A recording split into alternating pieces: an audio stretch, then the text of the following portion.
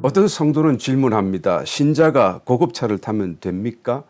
또 신자가 수백만 불 하는 고급 저택에 살아도 됩니까? 라고 묻습니다. 이것은 과도한 낭비를 하지 말아야 하고 또 사치스러운 것을 멀리해야 하고 성도는 항상 검소하게 살아야 한다라고 믿기 때문이 아니겠습니까? 물론 맞습니다. 그러나 그것을 어느 수치로 양과 질로서 한계치를 정해둘 필요는 전혀 없습니다. 크리스찬 사업가로서 큰 저택에 살 수도 있을 것입니다. 또 많은 고급차를 또한 두고 사업을 할 수도 있을 것입니다. 그래서 모두가 다 필요에 따라 다를 수밖에 없는 것이죠. 이와 같이 질문하는 사람들의 심중에는 아마 목사가 그렇게 해도 된다라고 말을 하면 적시로 자기가 보란 듯이 고급차를 사고 마음의 그리낌이나 양심에 부담 없이 아마 그것을 타고 싶어서 그런 것이 아닌가 생각이 되어집니다. 아니라고 한다면 당신이 지금 어떤 고급차를 탈 수 있는 형편이 아니기 때문에 그와 같이 사치하는 신자들을 두고 영적 수준이 낮은 사람들이고 자기는 사치하지 않는 괜찮은 사람이라고 또한 자부하고 싶기 때문이 아닐까 생각이 되어집니다. 여러분, 무엇이 탐욕입니까? 어디까지가 탐욕입니까? 이것은 중요한 성경적인 질문이 아닐 수 없습니다. 그러나 성경은 이 탐욕에 대해서 굉장히 단순하게 대답해주고 있습니다. 일반적인 평균이나 수준보다 더 과도하게 사치하거나 낭비한다는 것을 두고 말하는 것이 아닙니다. 하나님이 주신 것 외에 다른 것을 더 가지기를 원하는 것을 두고 탐욕이라고 말씀하고 있습니다. 민수기 11장 4절 이하의 말씀을 찾아보게 되면 광야 중에 있는 이스라엘 백성들의 형편을 소개합니다. 이스라엘 중에 섞여 사는 무리가 탐욕을 품음에 이스라엘 자손도 다시 울며 가로되 누가 우리에게 고기를 주어 먹게 할꼬 우리가 애굽에 있을 때에는 값없이 생선과 외와 수박과 부추와 파와 마늘들을 먹은 것이 생각나거늘 이제는 우리 정력이 쇠약하되 이 만나 외에는 보이는 것이 아무것도 없도다 하니 만나는 가시와 같고 모양은 진주와 같은 것이다 라고 말씀합니다. 여러분, 이스라엘 백성들이 생선을 요구했고 외나 수박이나 부추나 파나 마늘을 원한다고 해서 그것이 특별히 호사스럽고 사치스러운 것을 요구한 것이다 라고 말할 수가 있겠습니까? 그러나 문제는 하나님이 주시는 그 만나가 너무 밋밋하고 단조로운 맛이라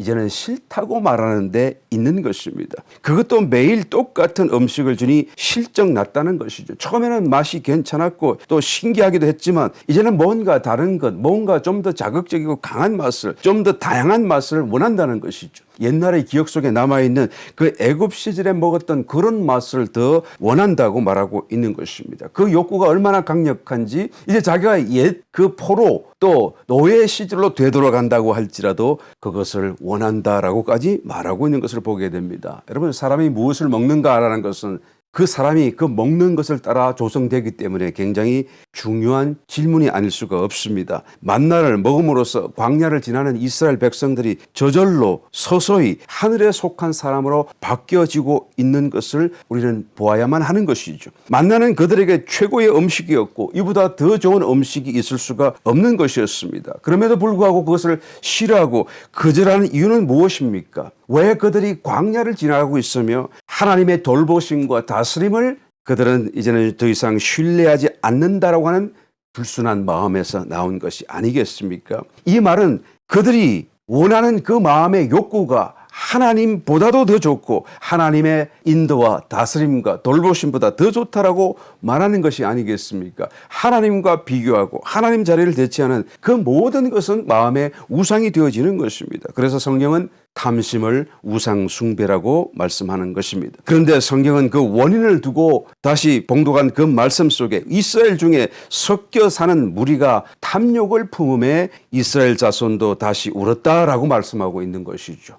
그 출애굽 시절에 따라 나온 이방인들 섞여 있는 무리들이 불만을 표출함으로써 그 불만이 이스라엘 백성들에게 전염되었다라고 말하고 있는 것입니다. 다시 말하면 하나님의 백성들이 세상 사람들의 생각대로 따라갔다라는 것이죠. 바로 이것이 탐심의 원인이고 기원이고 본질이 되는 것입니다. 현실의 삶에서 물질을 평균 이상으로 과도하게 추구하고 사치하는 것이 탐심이 아니라 세상 사람이 생각하고 말하고 소원하는 것들을 그대로 따르는 것이 성경에서 말하는 탐심이 되는 것입니다. 하나님이 주시는 것 외에 더 많은 다른 것을 원한다는 것이죠. 세상 사람들처럼 세상 사람들이 가진 것을 흠모하고 바라는 그런 마음을 두고 탐심이라고 말하는 것입니다. 그런데 그 이유가 한 번 더 성찰해 보게 되면 다만 세상 사람들이 우리를 부추기고 또한 우리를 유혹해서 우리가 그냥 넘어간 것이 아니라 우리 자신들의 마음 속에도 세상이 하나님보다 더 좋다라고 하는 이런 어떤 막연한 생각이 다소가 남아 있기 때문이라는 사실을 발견하게 되는 것입니다. 이런 마음이 남아 있는 동안에는 결단코 우리는 탐심을 버릴 수 없을 것입니다.